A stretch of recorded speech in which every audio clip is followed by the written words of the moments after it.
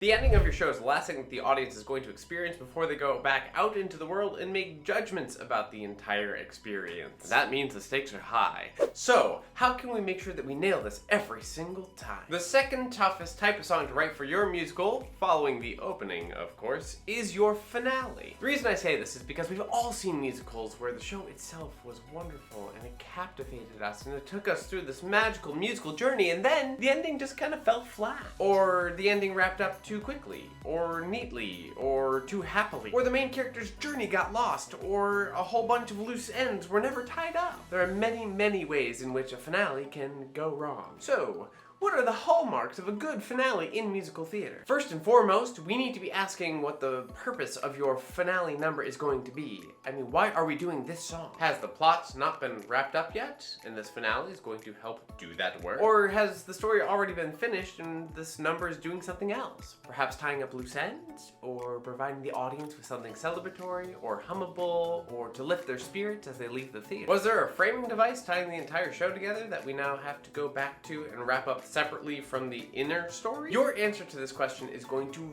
vastly alter the type of finale number that you end up putting together. In terms of your song's structure, hook, and overall soundscape, these will be mostly determined by your answers to these next two questions. What is the tone you'd like to elicit, or the environment surrounding the number? Since this is the last thing the audience is going to be experiencing the story, what is it that you'd like your audience to walk away with from this story and this number? What should they be thinking or feeling? If the tone you're trying to evoke is one of solemnity, well, that denotes a particular set of options for soundscape and structure. Though everything could change depending on whether you want your audience to walk away in that solemn space, or if you want to be bringing people to tears, or if you want people to be finding the joy in the solemnity. By the reverse, if you're trying to create a celebratory moment, how does the sound and structure change if you want your audience to walk away feeling excited or heartwarmed, or pondering whether or not the people on stage actually should be happy? In combination, all of these questions and considerations should help point the way toward what your finale should look like and feel like. Let's look at these questions through the lens of a few examples. West Side Story. You may think it weird that I'm starting with a show that doesn't have a true finale in the sense that we think about it, but it absolutely does have a finale sequence, and I think it's the perfect choice. When we look at the question of purpose, I bet the writers were asking themselves the same question of what the purpose of a finale number would be in a story that ends so gravely. So instead of shoehorning in a purpose, they chose not to write a true finale. The final moments of the show include a musical scene and dialogue, a short monologue, underscoring, and even a reprise of music as Tony dies. But the true last moment of the show is underscored silence, as these two rival groups come together and essentially end up creating a funeral procession. The tone is somber and heartbreaking, but with the faintest glimmer of hope that perhaps something good will have come from this terrible tragedy. And all of this is reflected musically in the accompaniment, as no one on stage can really bring themselves to say anything, let alone sing something. The audience is left to sit with the devastation without the comfort of a neatly tied up package, which is precisely what Maria is now going to have to do as well. It's really beautifully crafted. Next to Normal. Looking at a more modern show that also has a tragic bend to it, though in a different way and to a different degree, Next to Normal decided to go the exact opposite route. At the end of a very long journey of this show, where these family members have been having to deal with the dynamics of the relationships and mental illness across the entirety of the story,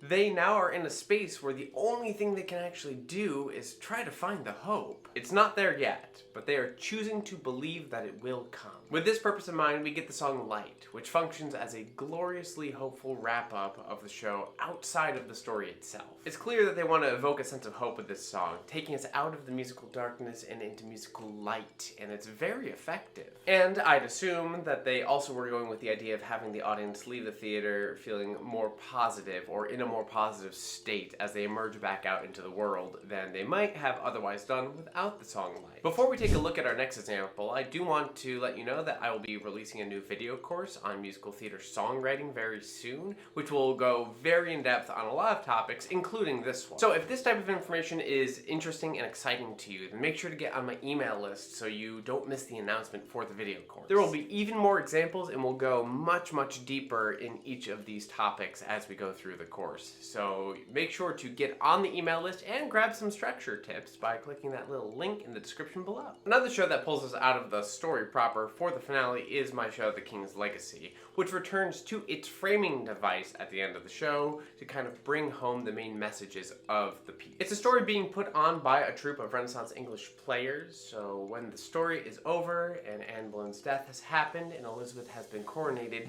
we leave the world of the story and return to the world of the players for the finale number. This time when we do pull back to the players, we are without narration like we've had throughout the entire show, and instead they sing a rousing anthem number to deliver home the messages of resilience for not only the English people, but specifically for English queens. Since the women are being heralded as the future, even though we're not there quite yet, to prevent the song from giving too much of a triumphant air, the voices layer in, but then they layer back out. By the end of the song, the only voice left is that of the player who played Queen Elizabeth, which leaves us with something that feels hopeful and joyful, but doesn't deliver fully on the promise yet. Okay, what about finales that don't quite cut it, or make us feel like we're missing out on something that we should be receiving? Guys and Dolls. The most glaring example I can think of when I think about the musical theater canon, probably because I've done it and seen it a lot, is Guys and Dolls. At the end of this long musical that is well written and structured, with some really fantastic music, and especially in Act 2, we get to the end and... the show ends with a half-hearted company reprise of the song Guys and Dolls, and it doesn't really wrap anything up for the main characters. The main character wrap-up happens in the book and very, very fast, and not very satisfyingly, and then we get this reprise, which is a decent tune, but that's about it.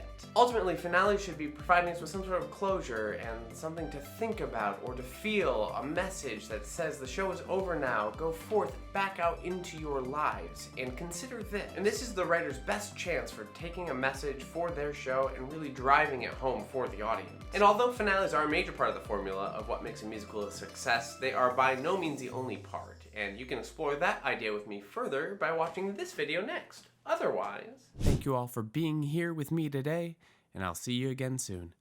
Cheers!